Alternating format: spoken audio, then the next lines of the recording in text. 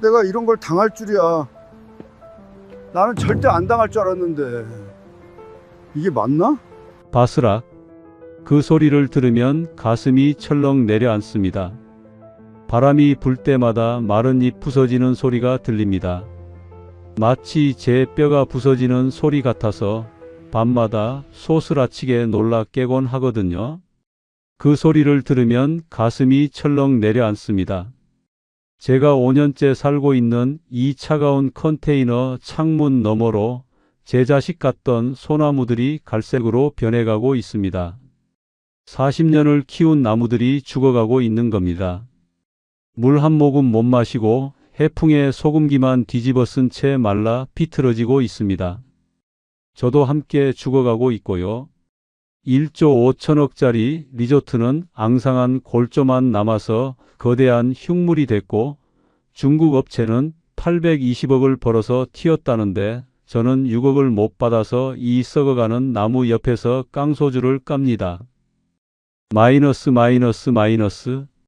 마디마디가 굵고 손바닥은 거북이 등껍질처럼 딱딱합니다. 손톱 밑에는 아무리 씻어도 지워지지 않는 흙물이 들어있고요. 손등에는 굵은 핏줄이 튀어나와 있어서 마치 오래 마른 나무 껍질 같기도 합니다. 새끼손가락 옆에는 삽자루에 눌려서 생긴 굳은 살이 동전만큼 두껍게 박혀 있거든요. 흙을 만지고 삽질을 하며 살아온 세월이 고스란히 박혀 있는 훈장 같은 손입니다. 저는 올해 63입니다. 평생을 나무와 함께 살았습니다. 나무를 심고 나무를 키우고 나무를 보내는 일을 40년 동안 해왔거든요. 23, 남들은 번듯한 직장 잡겠다고 넥타이 메고 다닐 때 저는 삽자루 하나 쥐고 조경판에 뛰어들었거든요. 그때는 다들 노가다라며 혀를 찼습니다. 젊은 놈이 할 짓이 없어서 흙 파먹고 사냐고요. 대학까지 나왔는데 왜 그런 고생길을 가냐고요. 아버지도 반대하셨습니다. 야, 너는 머리 썩히지 말고 공무원 시험이나 준비해라. 책상 앞에만 앉아 있으면 월급 꼬박꼬박 나온다.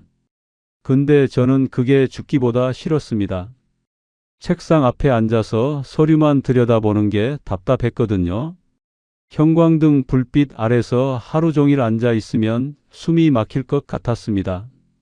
어느 날 우연히 선배 따라 조경 현장에 나갔습니다.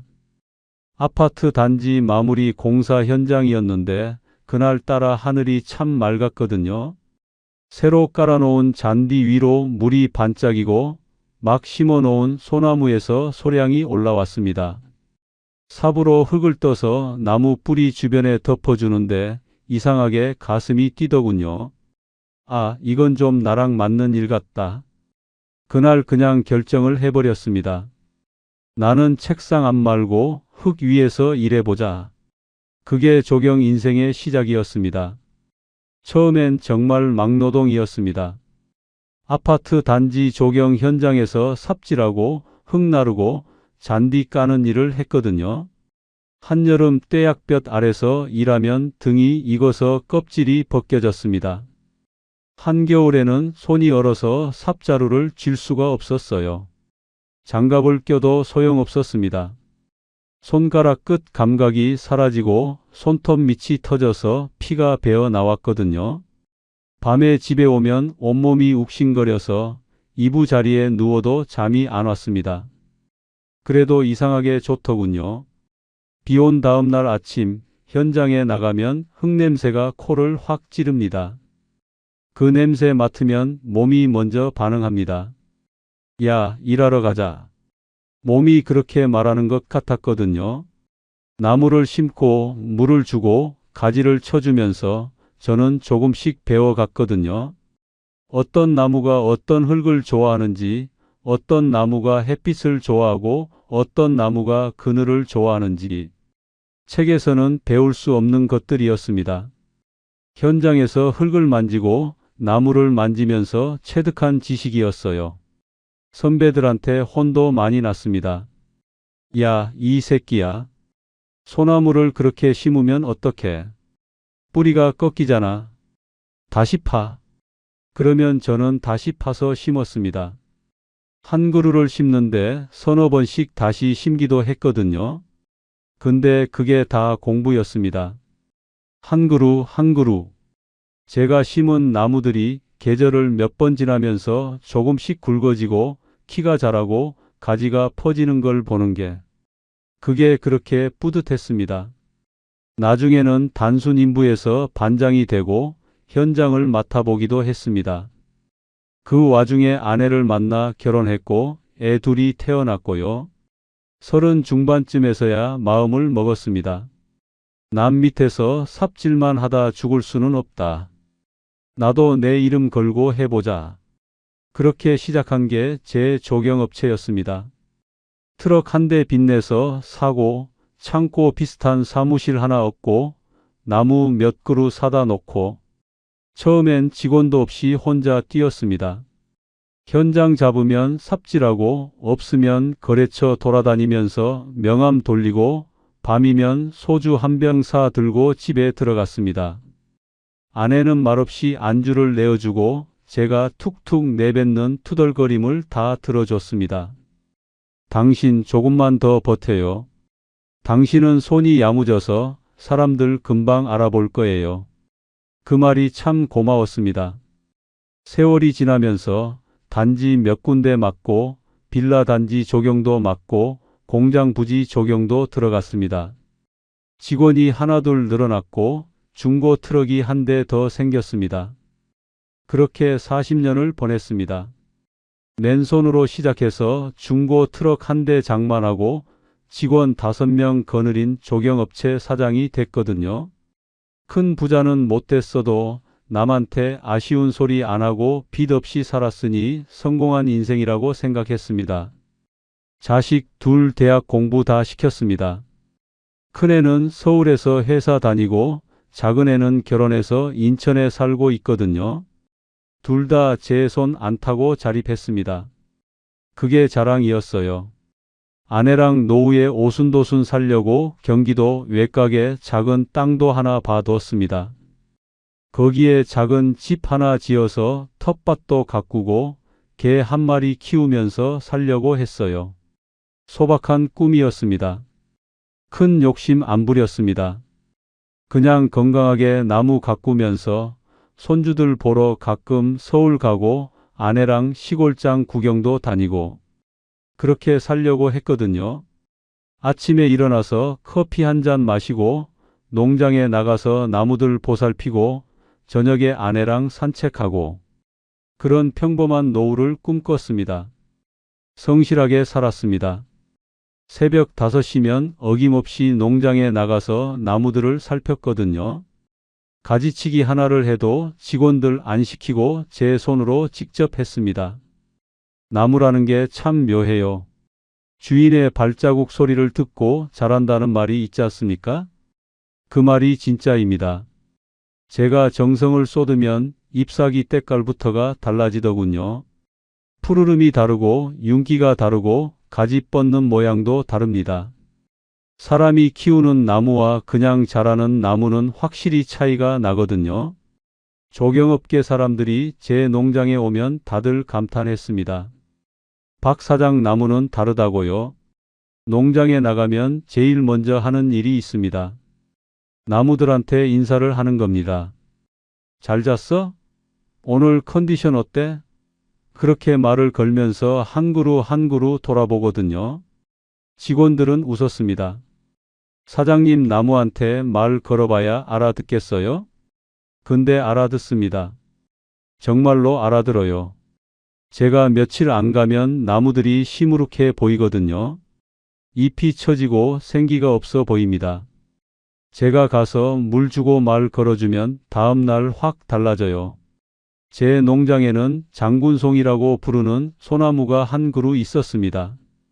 키가 5m가 넘고 가지가 용이 승천하는 것처럼 뻗은 명품 중에 명품이었거든요. 제가 25살 때 제 손가락만 한 묘목을 심어서 38년을 키운 나무였습니다. 그 나무는 제 자랑이었습니다. 조경업계 사람들이 소문을 듣고 찾아왔거든요. 한번 보자마자 입이 떡 벌어졌습니다. 이거 팔 생각 없어요? 얼마 주면 돼요? 1억? 1억 5천? 그렇게 가격을 불렀어요. 웬만한 서울 아파트 전셋값은 나가는 귀한 몸이었습니다. 조경 좀 안다는 사람들이 와서 팔라고 사정을 해도 저는 콧방귀도 안 뀌었거든요. 이건 내 자존심입니다. 돈으로 따질 물건이 아니에요. 그렇게 튕겼습니다. 언젠가 정말 멋진 곳, 대한민국에서 제일 좋은 자리에 심어주고 싶었습니다. 제 인생의 마지막 역작으로 남기고 싶었던 겁니다. 38년을 키운 이 나무가 제 손을 떠나 정말 빛나는 자리에 서 있는 걸 보고 싶었거든요. 그러다 2018년 가을이었습니다. 영종도 미단시티의 복합 리조트가 들어선다는 소식이 들려오더군요. 규모가 어마어마했습니다. 1조 5천억 원, 호텔, 카지노, 쇼핑몰까지 다 들어가는 초대형 프로젝트라고 했거든요. 뉴스에도 나왔습니다. 인천공항 옆에 세계적인 리조트가 들어선다. 제2의 마카오를 꿈꾼다. 외국인 관광객 연간 100만 명 유치 목표. 그런 화려한 문구들이 쏟아졌거든요. 어느 날 예전에 같이 일했던 건설사 김 전무한테서 연락이 왔습니다. 박 사장, 이번에 영종도 현장 조경 한번 맡아볼 생각 없어? 중국 자본이라 돈 걱정은 없고 세계적인 랜드마크가 될 거야. 박 사장 실력이면 충분해. 귀가 솔깃해지더군요. 그냥 아파트 단지 조경이 아니었습니다. 세계적인 리조트라잖아요. 거기 제 나무들이, 특히 제 분신 같은 장군송이 심어진다면 제 40년 조경 인생의 활용점정이 될 것 같았거든요. 현장 설명회에 갔습니다. 영종도 바닷가 인천공항에서 10분 거리였습니다. 입이 떡 벌어지더군요. 바다가 훤히 내려다 보이는 명당이었습니다. 담당자가 족감도를 보여주는데 눈이 부실 정도로 번쩍번쩍했거든요. 외국인들이 캐리어 끌고 드나들고 화려한 조명이 건물을 감싸고 그 입구에 멋진 소나무들이 줄지어 서 있는 그림이었습니다. 담당자가 침을 튀기며 자랑을 하더군요. 여기가 제2의 마카오가 됩니다. 중국 프리그룹 아시죠? 중국 부동산 업계 상위 5위 안에 드는 회사예요. 돈이 썩어 나는 회사입니다. 공사비 떼일 걱정은 아이고 그런 걱정은 하지도 마세요. 그 프리그룹이라는 이름, 그리고 1조 5천억이라는 숫자, 그게 저를 완전히 안심시켰거든요. 중국 굴지에 기업이 투자하는데 설마 돈을 안 주겠나? 인천공항이 바로 코앞인데 설마 망하겠나? 정부에서도 밀어주는 사업이라는데 설마 중단되겠나? 그런 생각이 들었습니다.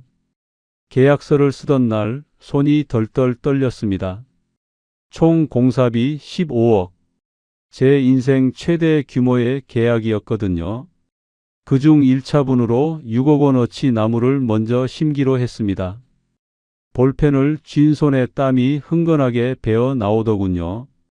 계약서를 읽는데 글자가 제대로 안 들어왔습니다. 흥분해서 그랬는지 아니면 무의식적으로 불안해서 그랬는지 모르겠습니다.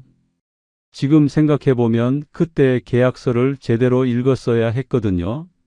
공사가 중단되면 어떻게 되는지, 대금 지급 조건은 뭔지, 담보는 뭔지. 근데 안 읽었습니다. 그냥 금액만 확인하고 도장을 꾹 눌렀거든요. 도장을 찍는데 마치 제 인생을 도장에 담아 찍는 기분이었습니다. 집에 와서 아내한테 큰 소리를 쳤습니다. 여보, 나 이제 진짜 큰 물에서 논다. 이번 거 잘 끝내면 우리 노후는 걱정 없어. 당신 고생 끝이야. 내가 나중에 벤츠 한 대 뽑아줄게. 아내가 웃으며 삼겹살을 구워주더군요.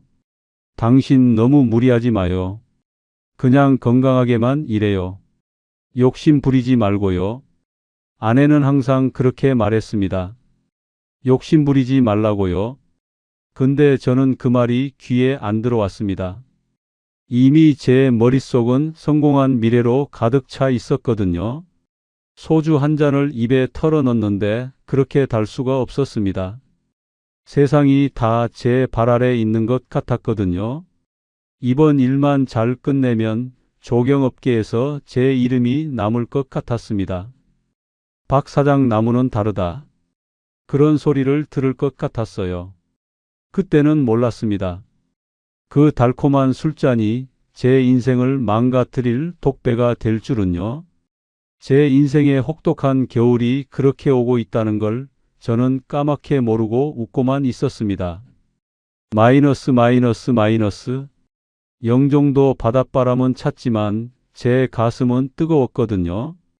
드디어 제 나무들이 세상에 나갈 날이 온 겁니다. 제 농장에 있던 나무들을 옮기는 날이었습니다. 특히 제가 아끼던 그 장군송.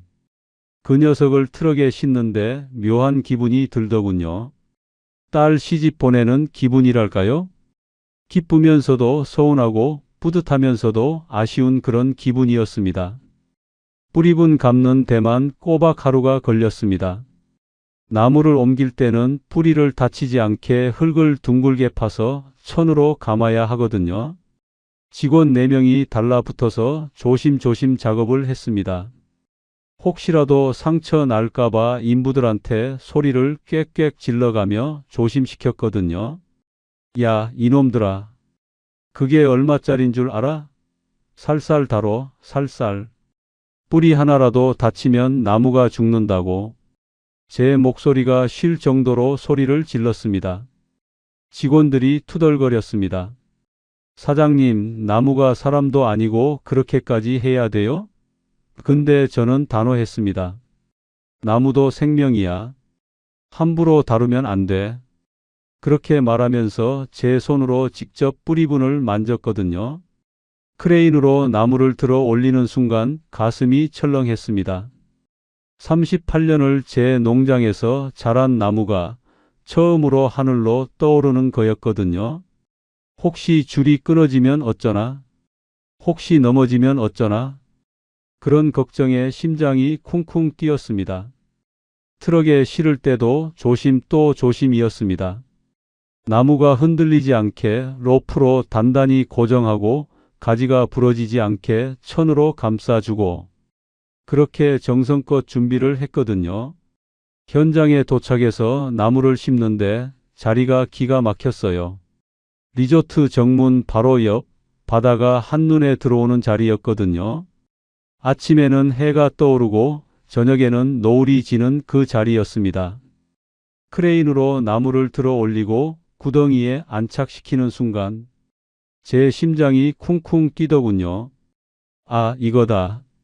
내 인생작이다.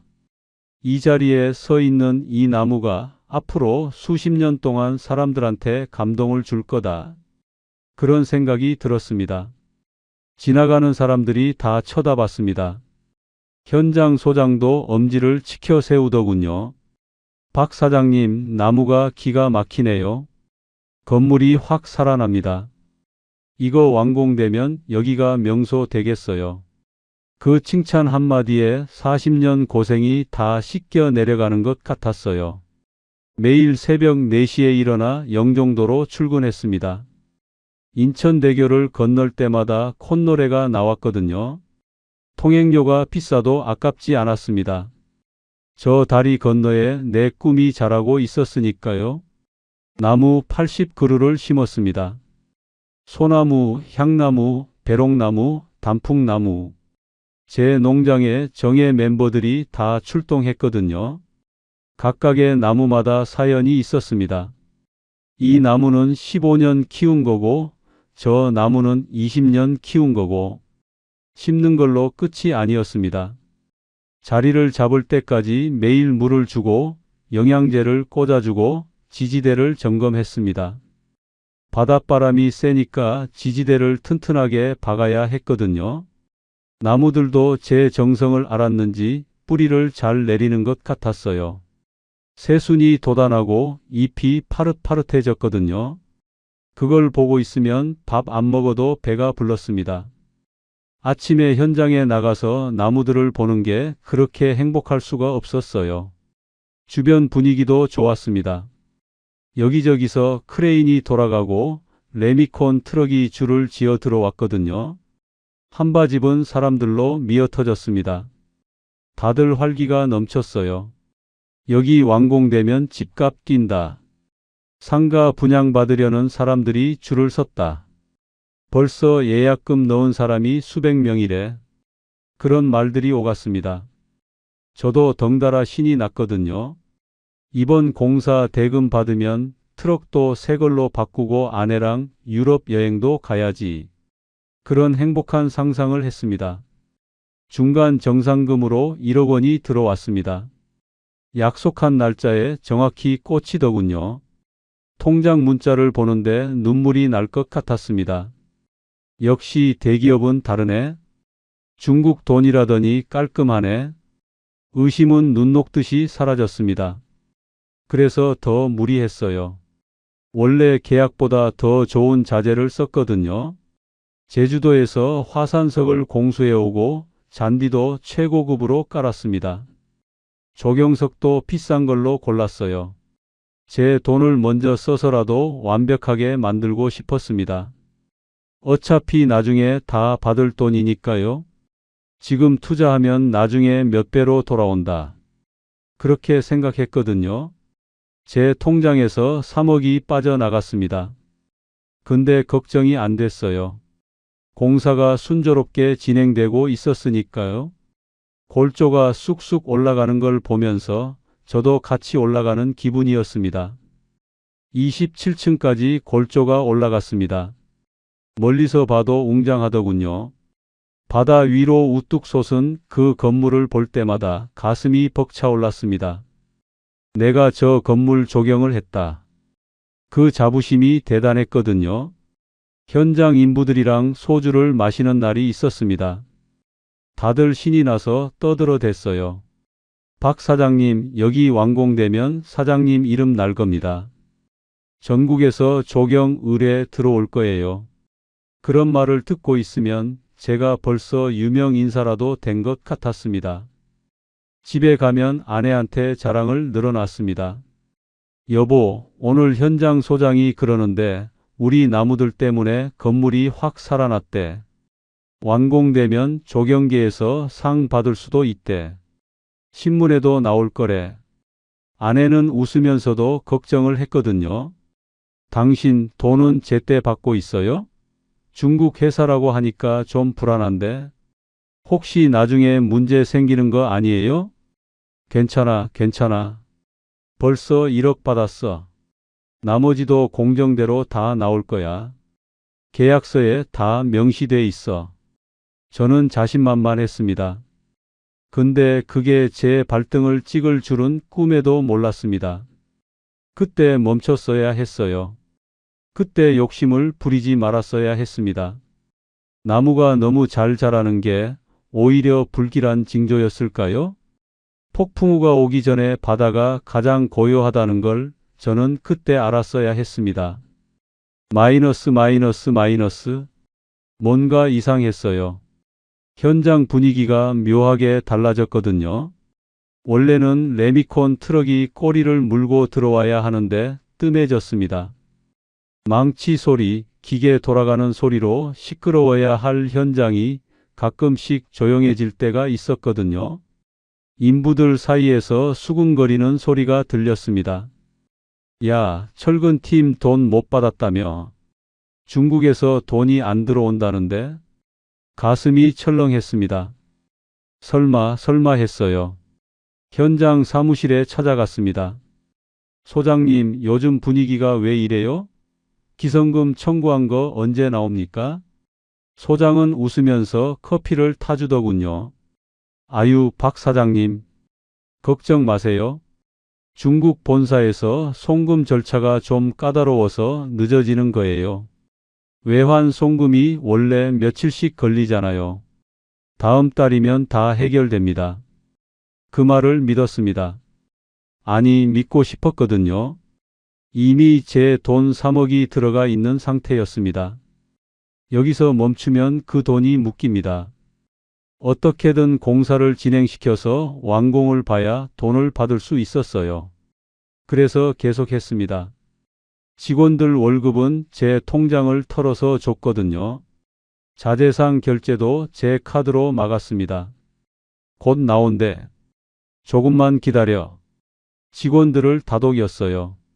근데 약속한 다음 달이 됐는데도 돈은 안 들어왔습니다. 오히려 공사가 더 느려졌어요. 27층까지 골조는 다 올라갔는데 외벽 유리를 붙이다가 말았거든요. 크레인이 멈춰 섰습니다. 그때부터 불안해서 잠이 안 오더군요. 새벽에 현장에 나가보면 멈춰 선 크레인이 마치 십자가처럼 보였습니다. 제 나무들은 여전히 그 자리에서 바닷바람을 맞고 서 있었거든요. 주인님, 물 안 주세요?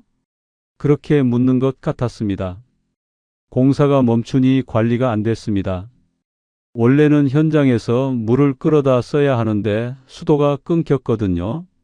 전기도 끊겼습니다. 나무는 물이 생명인데 물을 줄 수가 없었어요. 제 트럭에 물탱크를 싣고 날랐습니다. 기름값 써가며 제 몸 써가며 물을 퍼 날랐거든요. 다른 공종 사람들은 다 철수했습니다. 철근 팀도 가고 전기 팀도 갔어요. 근데 저는 못 갔습니다. 나무는 생명이니까요. 두고 가면 죽으니까요. 사장님, 우리도 이제 그만하죠. 돈도 안 나오는데 언제까지 물만 주고 있어요. 직원들이 불만을 터뜨렸습니다. 할 말이 없었어요. 이번 달까지만 해보자. 내가 어떻게든 받아낼게. 거짓말쟁이가 된 기분이었습니다. 그때 코로나가 터졌습니다. 핑계가 생겼죠. 코로나 때문에 중국에서 사람이 못 들어온다. 코로나 때문에 자금 이동이 막혔다. 시행사는 그 핑계 뒤에 숨었거든요. 저는 그 말이 사실이기를 빌었습니다. 코로나만 끝나면 다시 돈이 돌고 공사가 재개될 거라고 믿었어요. 하지만 그건 순진한 착각이었습니다. 이미 배는 가라앉고 있었는데 저는 구멍난 배에서 물을 퍼내고 있었던 겁니다. 밤에 현장을 지키고 있으면 바닷바람이 을씨년스럽게 불어왔습니다. 휙, 휙. 철근 사이로 바람이 지나가는 소리가 귀신 우는 소리 같았거든요. 저 멀리 인천공항에서 비행기가 뜨는 불빛이 보였습니다. 사람들은 다 어디론가 떠나가는데 저는 이 자리에 뿌리 박혀 움직일 수가 없었습니다. 통장 잔고를 확인했습니다. 800만 원. 그게 다였습니다. 제 인생 40년을 모은 돈이 그게 다였어요. 그날 밤 저는 컨테이너 바닥에 주저앉아 울었습니다. 마이너스 마이너스 마이너스. 시간은 야속하게 흘러갔습니다. 현장은 완전히 멈췄어요. 유치권 행사를 알리는 플래카드만 여기저기 나부꼈거든요. 공사대금 지급하라. 내 피 같은 돈 내놔라. 저도 그 옆에 플래카드를 걸었습니다. 하지만 플래카드가 밥을 먹여주지는 않더군요. 제 통장 잔고는 바닥을 드러냈습니다. 직원들도 하나둘 떠났어요. 사장님, 죄송해요. 저도 처자식 먹여 살려야 해서요. 그들을 잡을 수가 없었습니다.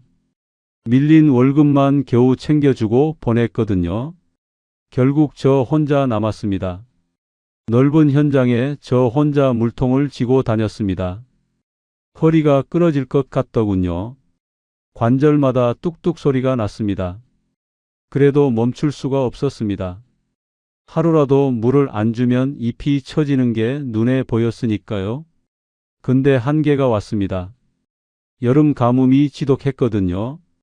제가 나르는 물로는 80그루를 감당할 수가 없었어요. 가장자리부터 나무들이 시들기 시작했습니다. 초록색 잎 끝이 노랗게 변하더니 이내 갈색으로 말라비틀어지더군요. 그걸 보는 심정이 어땠는지 아십니까? 자식이 굶어 죽어가는 걸 보는 부모 심정이었습니다. 가위로 마른 가지를 잘라내는데 제 손가락을 자르는 것 같았거든요. 미안하다. 미안하다.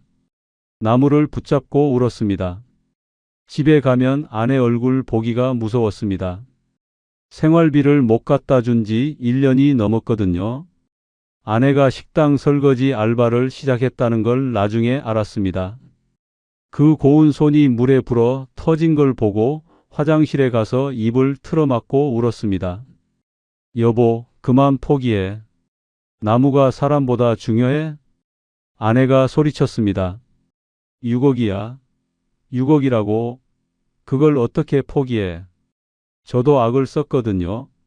돈 때문인지 나무 때문인지 제 자존심 때문인지 저도 헷갈렸습니다. 그 무렵 제 인생의 역작이라던 장군송이 아프기 시작했습니다. 솔잎 혹파리가 꼈거든요. 원래 같으면 바로 약을 치고 영양제를 줬을 텐데 돈이 없었습니다. 약값이 없어서 맹물만 뿌려줬어요.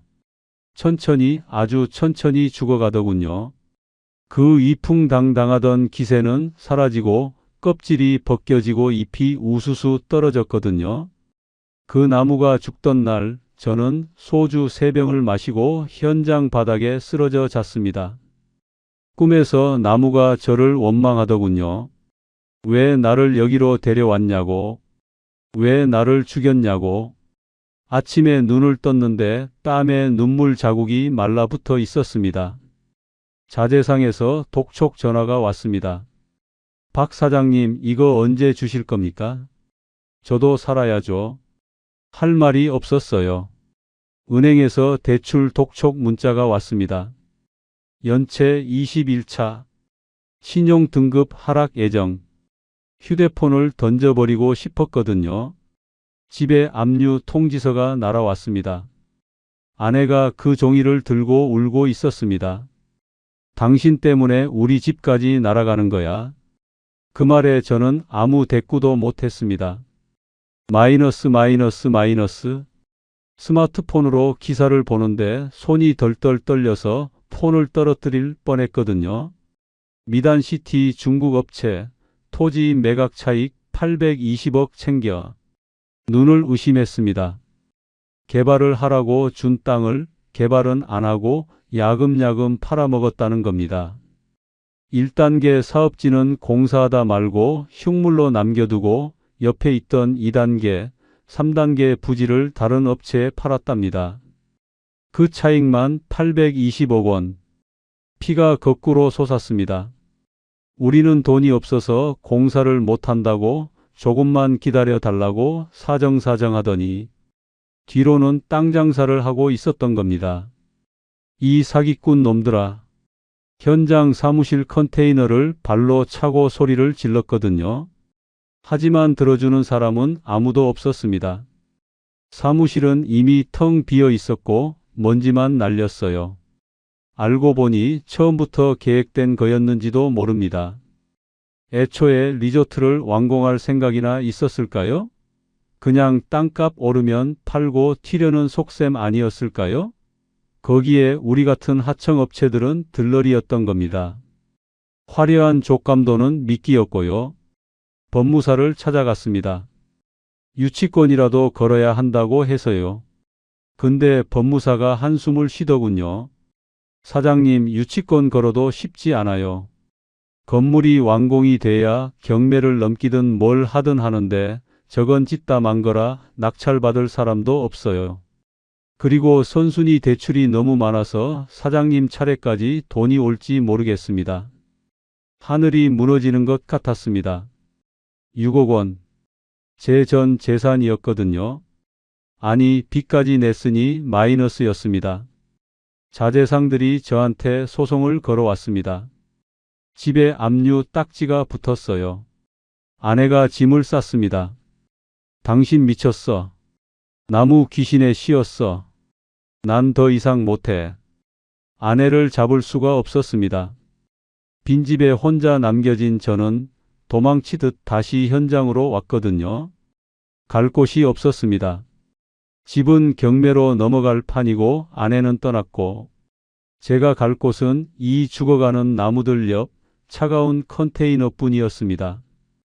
그게 2023년 겨울이었습니다. 마이너스 마이너스 마이너스. 살을 애는 게 아니라 뼈를 깠거든요.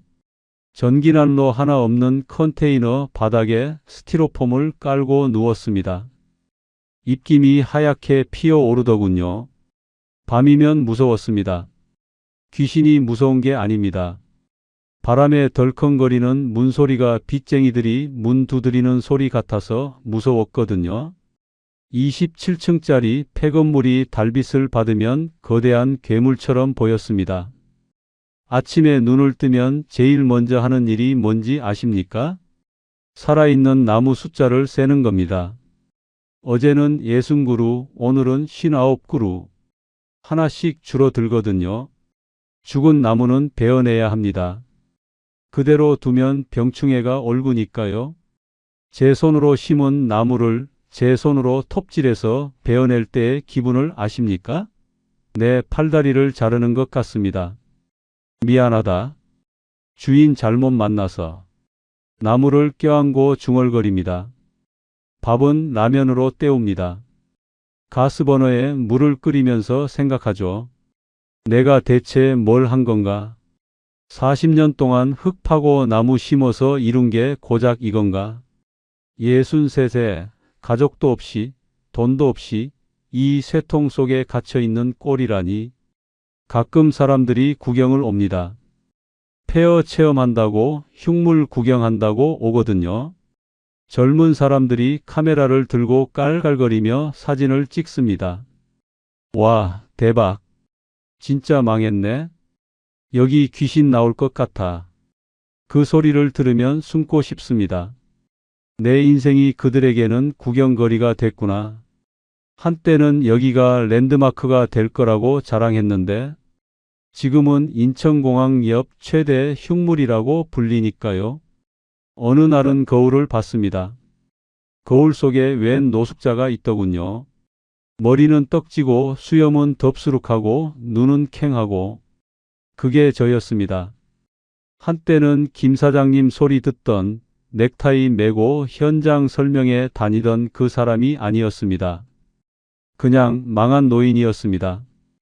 휴대폰에 아내 번호가 떴습니다. 손이 떨려서 통화 버튼을 못 눌렀거든요.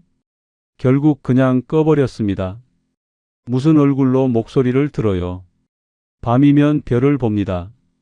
컨테이너 밖에 나와서 하늘을 쳐다보면 별이 쏟아질 것 같습니다. 이렇게 맑은 하늘 아래에서 저는 지옥을 살고 있습니다. 마이너스 마이너스 마이너스. 도대체 어디서부터 잘못된 걸까? 첫째, 간판만 믿었습니다. 중국 대기업 1조 5천억. 그 화려한 숫자에 눈이 멀어 계약서에 독소 조항을 보지 못했거든요. 공사가 중단되면 돈을 어떻게 받을지 안전장치는 있는지 확인하지 않았습니다. 그냥 설마 했어요. 그 설마가 사람을 잡더군요. 둘째, 몰빵을 했습니다. 모든 자금을 이 한 현장에 쏟아 부었거든요. 리스크 관리라는 걸 몰랐습니다. 여기가 막히면 다른 데서라도 숨통이 트여야 하는데 여기가 막히니 제 인생 전체가 막혀버렸어요. 욕심이었습니다. 한 방에 노후 준비 끝내려는 욕심. 셋째, 신호를 무시했습니다. 돈이 밀리기 시작했을 때 그때라도 손을 뗐어야 했거든요. 매몰 비용이 아까워서 들어간 돈이 아까워서 계속 물을 부었습니다. 밑 빠진 독인 줄 알면서도 내가 물을 빨리 부으면 채워질 거라고 착각했어요. 넷째, 남의 땅에서 꿈을 꿨습니다. 내 땅도 아닌데 남의 땅에 내 꿈을 심었거든요. 땅 주인이 마음을 바꾸면 내 꿈은 하루아침에 뽑혀 나간다는 걸 몰랐습니다. 중국 업체는 언제든 짐 싸서 떠나면 그만인 이방인이었어요. 그들에게 우리는 쓰고 버리는 소모품이었던 겁니다. 다섯째, 가족의 경고를 무시했습니다. 아내가 처음부터 걱정했거든요. 돈 바로 안 나오는 일은 하지 말자고 했습니다. 근데 저는 제 경험만 믿고 밀어붙였어요. 40년 경력이면 충분하다고 생각했는데 그게 교만이었습니다. 후회는 아무리 빨라도 늦습니다. 이제 와서 땅을 치고 통곡해봐야 죽은 나무가 살아 돌아오지 않거든요. 떠난 아내가 돌아오지 않습니다. 820억을 챙겨 떠난 그들은 지금쯤 어디선가 샴페인을 터뜨리고 있겠죠. 그 생각만 하면 자다가도 이가 갈립니다. 마이너스. 제 옆에는 아직 숨이 붙어 있는 나무 신여그루가 있거든요. 비쩍 말랐지만 아직은 살아 있습니다. 이 녀석들마저 죽으면 저도 죽을 것 같아서 오늘도 물통을 집니다. 시청자 여러분, 특히 은퇴를 앞두고 계시거나 평생 모은 돈으로 투자를 고민하시는 분들, 제 꼴을 똑똑히 봐 주십시오. 화려한 족감도 믿지 마십시오. 그림은 그림일 뿐입니다. 글로벌 기업 믿지 마십시오. 그들은 철저하게 이익만 쫓습니다. 담당자의 호언장담 믿지 마십시오. 책임지는 놈 하나 없습니다. 돌다리도 두들겨 보고 건너라는 옛말 하나 틀린 거 없거든요. 저는 돌다리가 아니라 금다리인 줄 알고 뛰었다가 물에 빠졌습니다. 제가 드리는 체크리스트는 8가지입니다. 첫째, 상대 회사의 실체를 확인하세요. 중국 자본이든 외국 자본이든 무조건 확인해야 합니다. 한국에 있는 법인의 자본금이 얼마인지, 재무제표는 어떤지, 과거에 어떤 프로젝트를 했는지, 홈페이지만 보지 말고 금융감독원 전자공시에 들어가서 직접 확인하세요. 둘째, 계약서는 변호사한테 꼭 검토받으세요. 계약서 검토 비용 아깝다고 생각하지 마세요. 몇십만 원 아끼려다 몇억 날립니다. 셋째, 성금은 최소 50% 이상 받으세요. 성금이 적으면 여러분이 선투자하는 겁니다. 그런 회사는 잔금도 못 줄 확률이 높아요. 넷째, 개발 계획만 보지 말고 수요를 확인하세요. 화려한 족감도는 누구나 만들 수 있습니다. 중요한 건 그 계획이 실현 가능한지예요. 다섯째, 욕심을 버리세요. 이번 한 번만 대박 나면이라는 생각은 버리세요. 투자는 욕심으로 하는 게 아닙니다. 여섯째, 선배들한테 조언을 구하세요. 부끄러워하지 말고 자존심 버리고 솔직하게 물어보세요. 일곱째, 가족과 상의하세요. 혼자 결정하지 마세요. 가족들이 반대하면 그 이유를 진지하게 들어보세요. 여덟째, 최악의 상황을 대비하세요. 만약 이 일이 실패하면 어떻게 될지 미리 생각해 보세요. 그 최악의 상황을 감당할 수 있으면 하세요. 감당 못하면 절대 하지 마세요. 만약 자녀분들 중에 부모님이 갑자기 어디 땅 산다, 상가 한 칸 본다, 리조트 옆에 뭐 나온다 이런 말씀하시면 그냥 놔두지 마십시오. 같이 가서 현장도 보고 계약서도 같이 읽어보고 반대할 건 반대해 주셔야 합니다. 저는 이제 욕심 없습니다. 그저 제가 심은 이 나무들, 남은 녀석들이라도 살려서 좋은 주인 찾아주는 거, 그리고 아내에게 가서 무릎 꿇고 비는 거. 미안하다. 내가 어리석었다. 다시는 욕심 안 부리겠다. 그 말 한마디 하는 게 제 마지막 소원입니다. 여러분은 저처럼 되지 마십시오. 뿌리가 튼튼해야 합니다. 돈보다 중요한 건 지키는 겁니다. 내 가족, 내 건강, 그리고 내 평범한 일상. 그게 진짜 대박입니다. 혹시 저처럼 믿었던 투자에 실패해서 고통받고 계신 분이 있나요?